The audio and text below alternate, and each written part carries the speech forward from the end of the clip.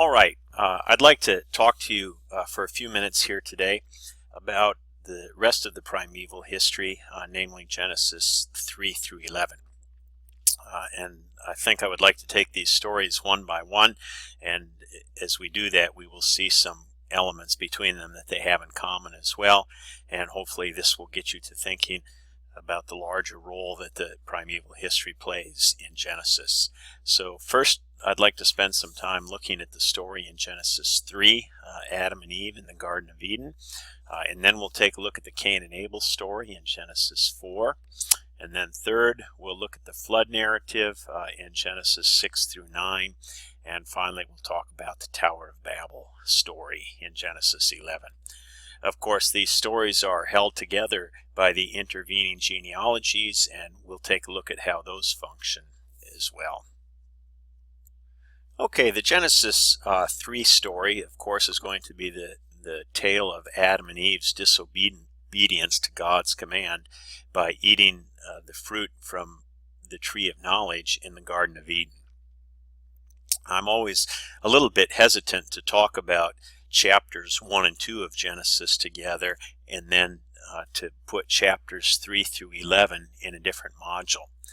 The reason is that, of course, chapter 3 is a continuation of the story that starts in chapter 2. They really need to be looked at as a whole.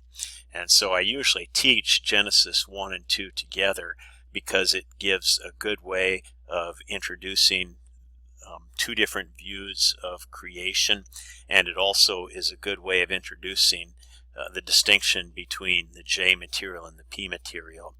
But structurally, chapter 2 really belongs with chapter 3, and so my preference from a structural standpoint would be to see the first creation story kind of as an introduction to all of Genesis, and then the primeval history proper starts with chapter 2 and goes on through chapter 11. Be that as it may, let's talk a little bit about some of the things that we're going to see in this story. As you're well familiar with, the story is going to start with a serpent coming up to Eve and saying, did God say you shall not eat from any tree in the garden? In Christian tradition, we have often assumed that this snake was Satan, but remember that the story in Genesis doesn't say that anywhere. The reading from your Kugel book is going to describe some of the later association of the snake with, however, in the later Jewish and Christian tradition. The other comment I'd like to remind you of is that the words crafty and naked in Hebrew sound very familiar. So using the NRSV translation, when the author starts chapter 3 by saying that the serpent was more crafty than any other animal that the Lord God had made, he's really making a play on words there by describing the serpent as crafty, because naked is going to be a major theme word further down. I have also thought it was interesting to note the way in which the snake really twists God's words here. When he talks to Eve again, the snake says, did God say you shall not eat from any tree in the garden? Now, of course, that's not what God said, and no doubt the snake knew that that's not what God said. God had only told them that they could not eat from the tree that's in the middle of the garden. But probably by stating it this way, the snake is already subtly planting in the woman's mind the idea that God is more prohibitive than God really is, planting in her mind that the idea that God is really unreasonable. Walter Brueggemann says that in some of these initial verses of the story, the man and the woman really get off track because God is talked about instead of being talked to or with. Or as he puts it, theology has taken the place of obedience. And that's kind of what's going on here, isn't it? Adam and Eve are talking with the snake about God rather than to God. Their talk about God has taken the place of their desire for obedience. Now, after the serpent gets Eve to engage him in conversation about God in the early verses, in verse 4, the serpent really sets the hook, continuing to portray God as being unreasonable and not having the best interest of human beings at heart. He tells Eve, "You will not die, for God knows that when you eat of it, your eyes will be open, and you will be like God, knowing good and evil." This portrayal of sin as pride and the desire to be like God and compete with God, in a sense, is very typical of the writer we've called Jay. Some people have suggested, as we said, that Jay was perhaps living in the Solomonic age, or perhaps shortly thereafter.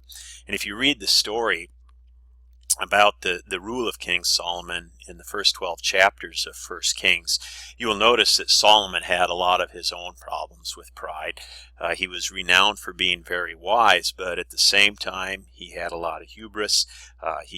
That hubris affected the way he treated his subjects, and eventually it affected his relationship with God, as it caused him to allow himself to be drawn to the worship of some of the gods of his wives. Some people have suggested that maybe the people who wrote these early stories from the Yahwistic source sort of noticed some of these qualities about Solomon, and so they portray sin as pride and the attempt to challenge God, kind of as a subtle way of poking at Solomon and perhaps Solomon's own hubris. As we go on, we see that Adam and Eve, of course, do eat of the fruit, and indeed they do gain knowledge. But, of course, it turns out to be a different kind of knowledge than they were actually looking for. And with this gaining of this different kind of knowledge comes a new kind of understanding of God as well. Again, Walter Brueggemann says that God's rule is no longer the boundary of a safe place, but instead God is now a barrier to be circumvented. And so again, the human beings understand God not as somebody who has their best interests at heart and who with his commandments is trying to keep them safe, but rather they understand God as he puts it, a barrier to be circumvented, as somebody that is getting in their way instead of protecting them. After the eating of the fruit, of course, it tells us they heard the sound of the Lord God walking in the garden at the evening breeze. And this picture of God walking in the garden, again, is the type of anthropomorphic portrayal of God that is typical of the Yahwist. So God comes walking by. We see that the man and the woman hide themselves from God's presence because of their nakedness and their sudden shame of their nakedness. In the earliest stages of these stories may have been an etiology telling us why it is that human beings wear clothes and don't like to be seen naked. But of course, in the story now, it becomes again symbolic of this additional knowledge that human beings have gotten, knowledge that is a little bit different than what they were hoping for when they ate the fruit. I've always appreciated the conversation that takes place between God and the human beings at this point. God says, "Where are you? I heard the sound of you in the garden." Adam responds, "And I was afraid because I was naked and I hid myself." And what's interesting here is that God really allows Adam and Eve to indict themselves. He says, "Who told you that you were naked? Have you eaten from the fruit of the tree that I commanded you not to eat?" The man's response, of course, is typical of human response to their own sin throughout the generations. Instead of taking responsibility for what they have done, of course, they attempt to pass the buck. The man tries to blame both the woman and God. "The woman whom you gave me, God, she gave me fruit from the tree and I ate." Immediately in verse 13, God says to the woman, "What is this that you have done?" And the woman said, "The serpent tricked me and I ate." And so the man passes the buck to the woman, and the woman then accuses the snake. Nevertheless, God is going to go on and announce the punishment of all three of them, moving in reverse order. So first, the punishment to the snake, that he would crawl on his belly, and more than that, that he would have enmity with the woman and her children. Then he tells the woman what her punishment is going to be. There's been a lot of controversy and discussion about how verse 16 should properly be translated. God says in the NRSV version, "I will greatly increase your pangs in childbearing. In pain you shall bring forth children." So in other words, this explains why is it that it's painful for human beings to bear children. It goes back to what Eve had done. The second part of the verse is also curious. "Yet your desire shall be for your husband, and he shall rule over you." There's been a lot of discussion about exactly what God means by that. Perhaps the desire for your husband, some people have suggested, is that the woman will desire to rule over the husband, but she will not be allowed to do that. I think there's also a possibility that the desire of the woman for her husband is the desire for intimacy with him, even in spite of the pain which could result from it 9 months later. So in other words, perhaps this is an explanation of why women will continue to be intimate with their husbands even when the result could be so painful later. In any case, we next go on to the punishment that God is going to announce against the man, when he will say, "Because you have listened to the voice of your wife and have eaten of the tree about which I commanded you, you shall not eat of it. Cursed is the ground because of you. In toil you shall eat of it all the days of your life." So this begins to show the rupture in the relationship between human beings and the earth. We'll remember back in chapter 2, man was created and given the job of caring for the earth, and so it was more of a mutual symbiotic relationship. The man would work the earth, to be sure, but then the earth would produce for the man.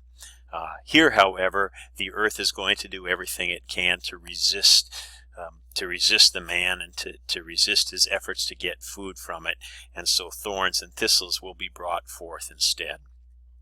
And so that's why verse 19, in that verse, God will say, "By the sweat of your face you shall eat bread until you return to the ground, for out of it you were taken, you are to dust, and to dust you shall return."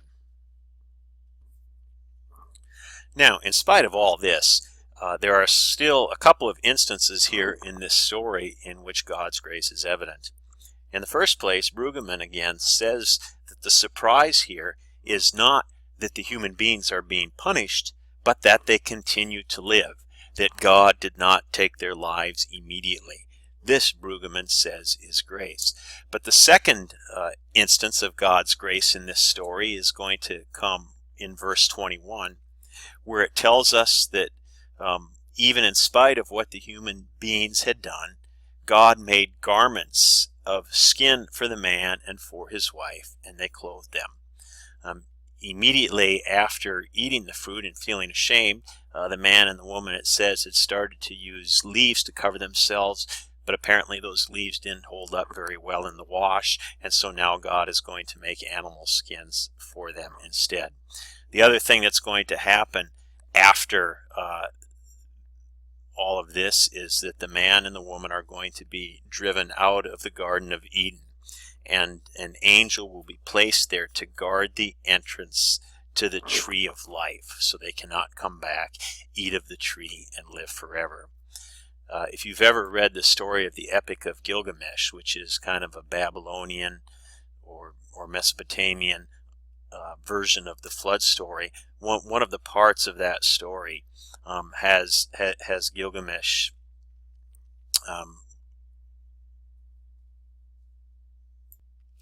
trying to figure out how to achieve immortality, and he too is given a plant that he has promised will stave off death, and then unfortunately for him in that story he loses that plant.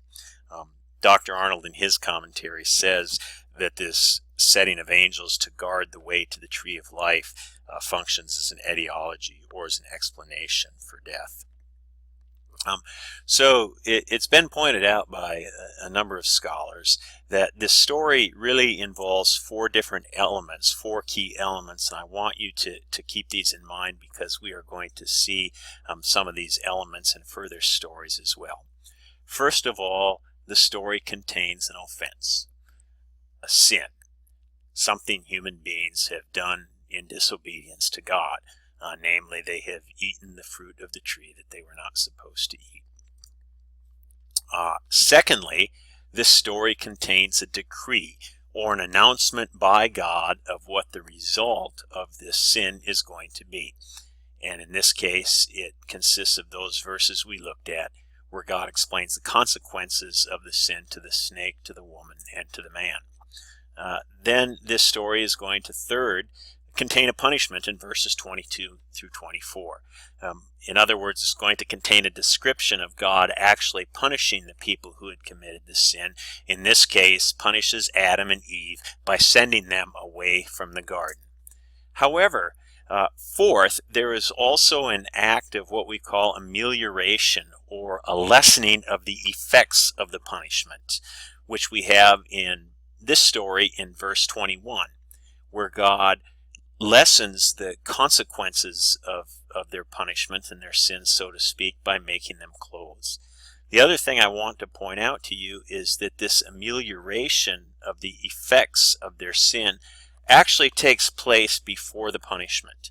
So first, God ameliorates the effects of their sin by making them clothes, and it is only after that that then God actually delivers the punishment, which is to send them out of the Garden of Eden. Okay, next, let's move from this story into chapter 4, the story of Cain killing Abel. We're going to see that this is a continuation of the Yahwistic story, and it's going to continue some of the same themes that we have seen developed in chapters 2 and 3. Brueggemann suggests that this story in chapter 4 of the conflict between Cain and Abel is going to foreshadow the conflict between Jacob and Esau that we are going to see later in the book. Of course, the big unanswered question in this story is why God prefers Abel's sacrifice over Cain's. And looking through Kugel's book and some of the early Jewish interpretations will remind us that this question is not a question that we have just thought of recently, but that it's been around for about as long as people have been reading Genesis. It's probably a question to which we will never find a certain answer. In any case, you'll remember that at the very end of our discussion of chapter 3, we said that story of Adam and Eve talked about an offense against God. Secondly, a decree or a decision that God makes. Third, a punishment that God brings upon the people. And fourth, an amelioration of that punishment to lessen its effects. In the story of Cain and Abel, we're going to see those same elements present. First of all, of course, Cain is going to kill his brother Abel because of his jealousy over God accepting Abel's offering, but not his own. Once again, a human being tries to make himself like God. In this case, Cain tries to make himself like God by taking upon himself a decision which belongs to God alone. Secondly, we're also going to have God announce a decree or a decision in this story. He will tell the man, "You are cursed from the ground, which has opened its mouth to receive your brother's blood from your hand. When you till the ground, it will no longer yield to you its strength. You will be a fugitive and a wanderer on the earth." So like the punishment that Adam and Eve experienced, this punishment also shows the fracture of the relationship between human beings and the ground. Once again, the ground makes life very difficult for human beings who are attempting to engage in agriculture. Third, we once again have a punishment. In this case, the punishment is going to be that God is going to send the sinner away to a different country. Cain went away from the presence of the Lord and settled in the land of Nod, east of Eden. But once again, we're also going to have an amelioration of the effects of the sin in this story. Namely, God is going to put that mark on Cain, which is going to announce the vengeance God will bring on anyone who should harm Cain, so that Cain will be able to live in safety. Okay. After Genesis 4, we move, of course, to chapter 5, which is going to connect this story to the Noah story by portraying the genealogy between Adam and Noah. So that genealogy is going to connect the stories together. Arnold's commentary is going to notice that the lifespan of the characters in the story is gradually going to decrease, and that this may indicate the effects of sin as time goes along. Another word that is repeated very frequently in this genealogy is going to be the phrase, "and he died." And he died, and he died, and he died, which is again going to emphasize for us that death has now come into the world that God had created. So then, the beginning of chapter 6 is going to contain the lead-in to the flood story. I'm not going to make as many comments about the flood story because two of the assignments from this module are going to deal with it. First of all, you are asked to look at the distinction between the J and P elements of the story. And then secondly, you are going to be invited to compare the flood story to the creation story, which is going to be an important part of understanding it. In any sense, this story in verses 1 through 8 that leads us into the flood story is going to be this curious tale of semi-divine beings mating with human women and producing children. And then it's going to kind of connect that with the existence of a race of people called the Nephilim in verse 4, whom we will run into later in Scripture. Once again, we seem here to have the breaking of the boundary between heaven and earth.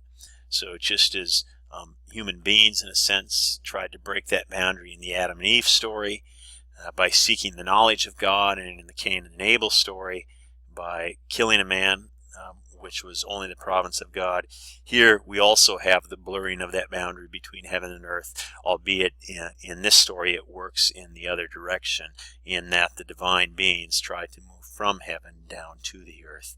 Of course, the other thing that is important in this story is that this becomes an etiology for why human beings no longer live 900 plus years as they do in earlier genealogies. God limits the lifespan of people.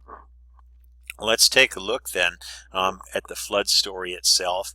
In Sarna's commentary, he has what I feel is a good outline of the flood story that can help us to understand it.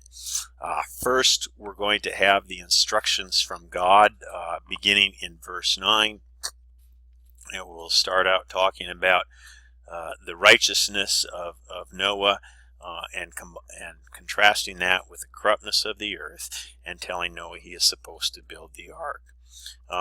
Secondly, we're going to have the flood is going to come in chapter 7, and throughout chapter 7 that flood is going to gradually increase. This is part of the story where you're really going to see a lot of connections with the story of creation.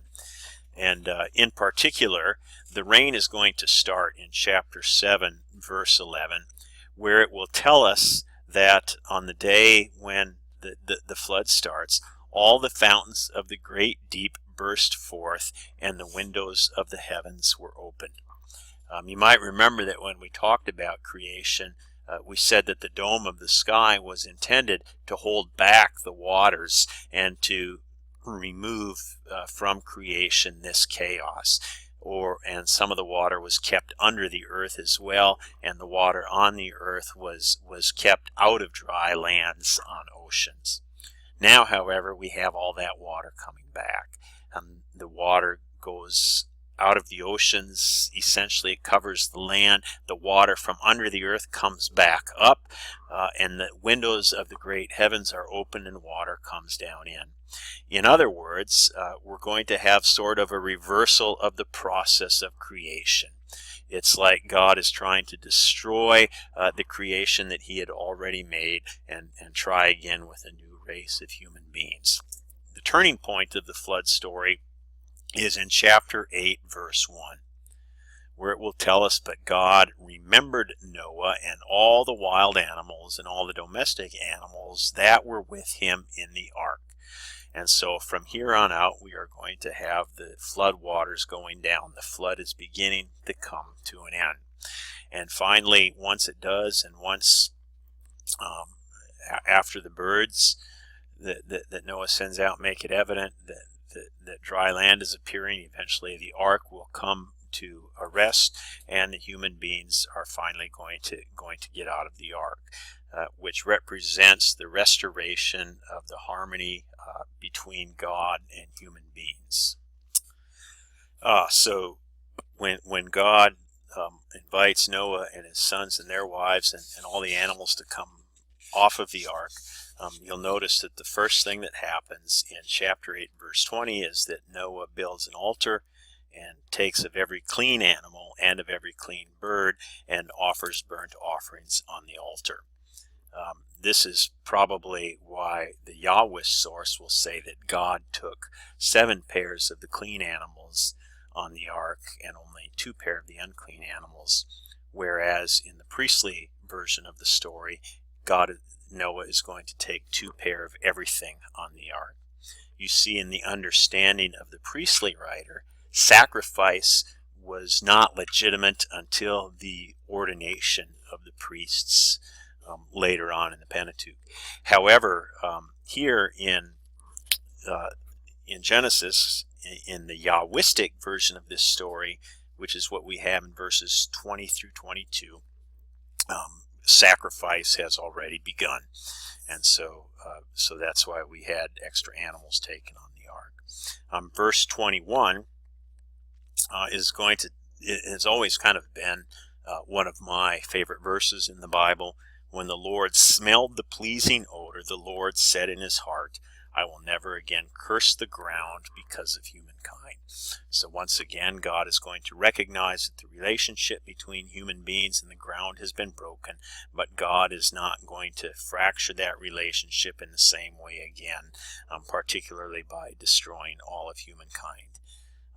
End of verse 21, "Nor will I ever again destroy every living creature as I have done." The part about God smelling the pleasing odor has parallel passages in the ancient Near Eastern literature as well.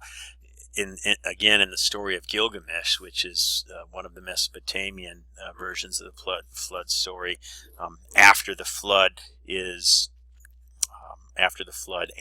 in that story, the remaining human being comes out and he offers a sacrifice, and there it has this really almost comical scene about all of the gods crowding together around the smoke that's being produced, because during the time of this flood there were no human beings alive who could feed the gods, and so they were absolutely starved and famished and crowded around to smell the smoke of the sacrifice. Okay, of course that's been changed. That's quite different here, where once again we have only one God who of course does not need human beings to feed him, but nevertheless it is the pleasing smell of the odor here is connected with God's desire not to destroy humankind again. Beginning in chapter 9, we'll continue with the restoration of harmony between God and human beings. This time it's going to be P's version of that story, and it's going to be in the form of the first covenant that we are going to have in the Old Testament. Notice that in chapter 9, verse 1, it will tell us that God blessed Noah and his sons and said to them, "Be fruitful and multiply and fill the earth." And so once again, God, after having destroyed creation, is starting to recreate all his creation, giving to Noah the same blessing that God had given to human beings back in chapter 1. There are 3 other things that I think are interesting to point out about this part of the story. The first is that the relationship between humankind and the rest of creation is going to change. In verse 2, it's going to tell us that the fear and dread of you shall rest on every animal of the earth and on every bird of the air, on every creeping thing that creeps on the ground, and all the fish of the sea, and into your hand they are delivered. We never had that fear of animals in Genesis 1, and the writer here seems to suggest that fear that animals have of human beings is something unique that started after the flood. Likewise, in verse 3, God will go on and tell Noah, every moving thing that lives shall be food for you, and just as I gave you the green plants, I give you everything. So, in other words, apparently the priestly writer here assumes that the eating of meat started only after the flood, that previously human beings had been vegetarians. Only in verse 4, you shall not eat flesh with its blood, life that is its blood. Okay, ever since the beginning of the Jewish community, they have been prohibited from eating meat with blood in it, and so they were required to soak the blood or to draw the blood out of the meat before they can eat it. And practicing Orthodox Jews will continue to do that today. I had a Jewish student one time who told me about, soaking the roast in salt water before eating it to draw the blood out, because Scripture prohibited them from eating the blood. Blood is going to be kind of the sign of life in the meat, and that's why people are not supposed to eat it. If you look in Acts chapter 15, after the council in Jerusalem, one of the very few requirements that the church places upon the Gentiles is that they are not allowed to eat meat with blood. Okay. The other unique aspect about this story is that capital punishment is instituted as a punishment by God for the first time. For your own lifeblood I will surely require a reckoning. And then down to verse 6, whoever sheds the blood of a human, by a human shall that person's blood be shed, for in his own image God made humankind. So here we see that the creation of humankind in the image of God becomes the reason that murder is prohibited and can be punished with capital punishment. And then finally, of course, we're going to have the covenant and its sign, which is going to be the rainbow, kind of like a bow that has been destrung and placed on the ground so that it can never be used as a weapon against humankind again. It tells us, first of all, that this covenant is going to be with all creation. So at this point, we don't have a covenant yet with one particular people, but simply with all creation. Again, like we said, the covenant will be marked by the bow in its clouds, in the clouds here, and when it indicates that God will see the bow and remember his covenant. It's interesting here that the sign of the covenant is not a reminder to human beings in this case, but it is a reminder to God. And once again, it's a covenant between God and every other creature. And the word remember is repeated here. Remember, we said that in chapter 8, verse 1, God remembers Noah. And so here in this part of the covenant story, towards the end of chapter 9, it is going to reassure us that God will continue to remember God's covenant with his people. Finally, following the story of the covenant between God and Noah, between God and humankind, we're going to have one more story after the flood narrative in chapter 9, verses 18 through 29. This is that story of Noah's drunkenness.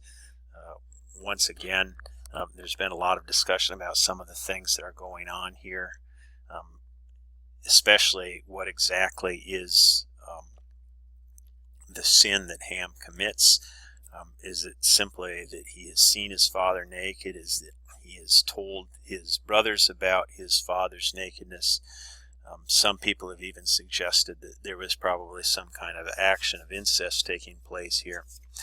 Be that as it may, The main issue, or the main reason for the story, is probably to explain relationships between the various nations, Shem, Ham, and Japheth. Of course, the Israelites are going to come from Shem, and the Canaanites are going to come from Ham, the one who was cursed by Noah for seeing him in his nakedness. And so we are getting here an etiology that the Israelites might have used for explaining the relationship between them and the Canaanites, and in particular why God has chosen them perhaps instead of the Canaanites, why the Canaanites are to be defeated according to God. In chapter 10 we're going to have stories, we're going to have what we call the Table of the Nations, which is going to be another genealogy, and that is finally going to lead us to the final story of final narrative of the primeval history, which is going to be the story of the Tower of Babel. Of course, this story will give us an etiology for multiple languages. As your textbooks point out, the tower is probably a reference to Marduk's temple in Babylon, and that's probably what it has in mind when it describes the building of this great tower. In any case, the structure of the Tower of Babel story is similar to that of the stories of Adam and Eve in the garden and the story of Cain and Abel.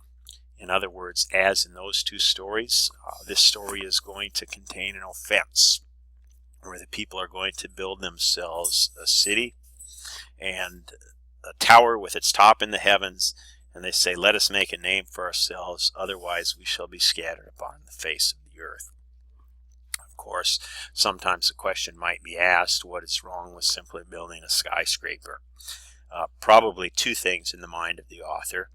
First of all, as they are building it, the human beings say, "Let us make a name for ourselves."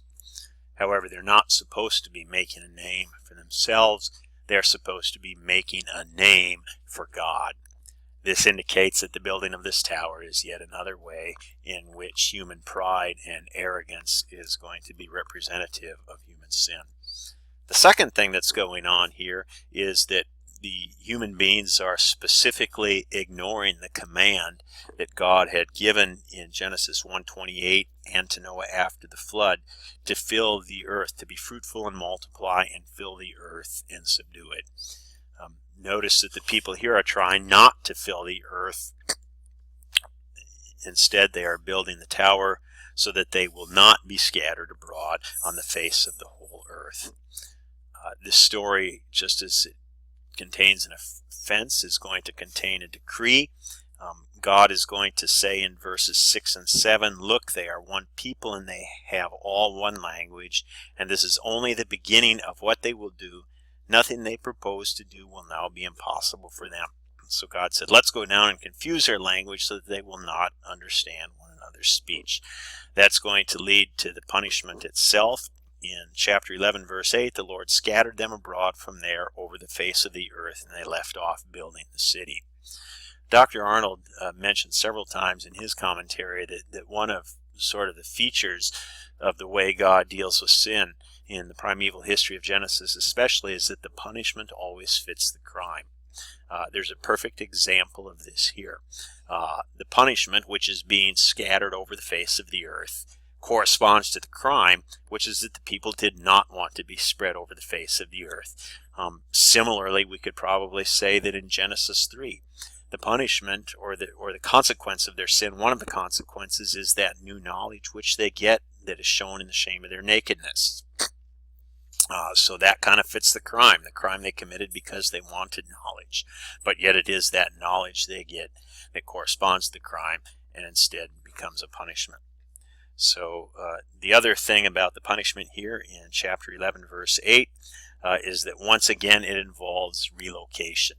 So just as Adam and Eve had to be relocated out of the Garden of Eden, just as Cain had to be relocated to the east, to the land of Nod, so here the people have to be relocated and scattered abroad about the face of the earth.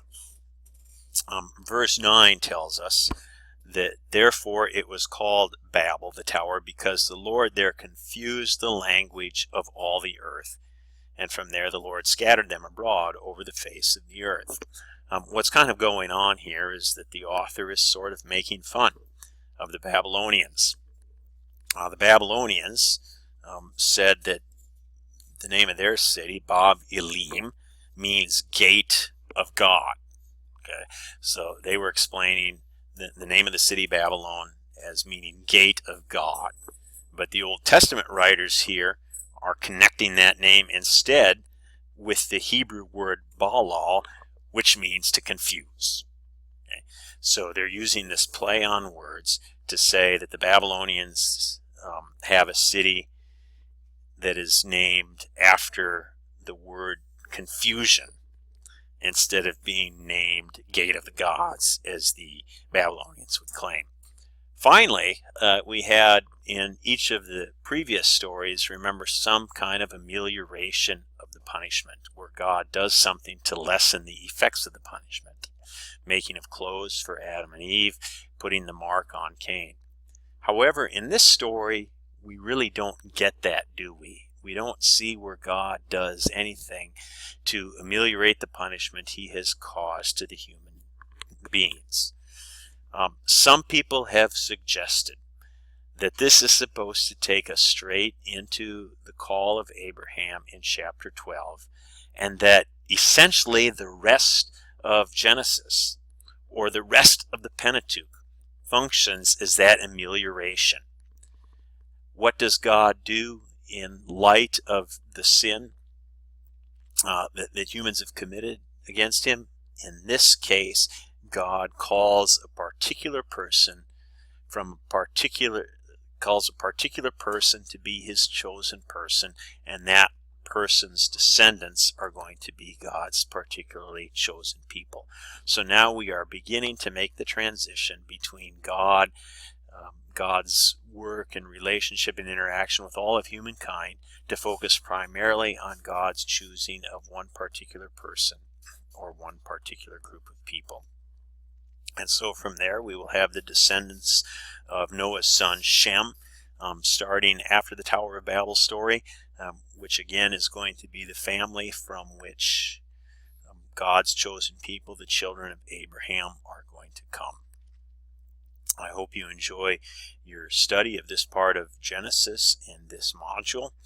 I look forward to reading your work, and in the next module already, it's going to be time to take a look at Abraham.